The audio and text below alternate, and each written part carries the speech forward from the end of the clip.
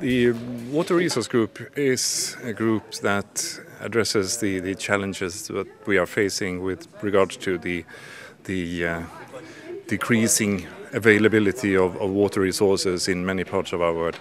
And it is an initiative that was created by the World Economic Forum and some of the multinational companies that were involved there. But it is actually about creating the availability of more water resources in countries around the world. The companies that were involved here, they saw the diminishing water resources as a risk to their company, to their business.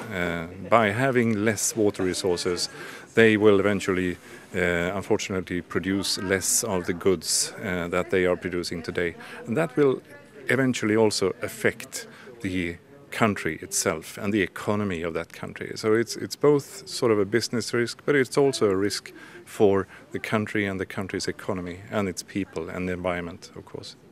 What these companies decided to do was to try to apply a more analytical approach to the issues of how we can get more water resources available. So they have developed a tool, an analytical tool, sort of a model that can quantify the costs for different measures and the amount of water that these different measures can result in.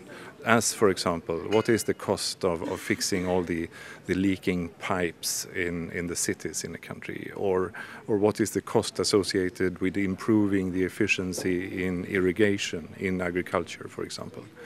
So thereby you will have specific costs for different kind of measures, and you will thereby have a better informed fact-based discussion at a later stage. Because at the next stage, when we have these facts on the table, we enter into more of a multi-stakeholder dialogue where everyone, all kinds of stakeholders in a country should be involved. That is the companies, but that is also other stakeholders, NGOs, civil society in its broadest sense.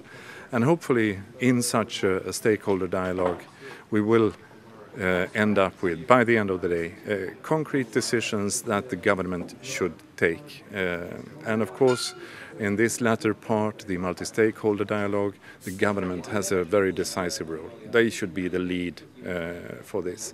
So it's not any company, it's not any outsider that should drive this process. It should really be a government-led process.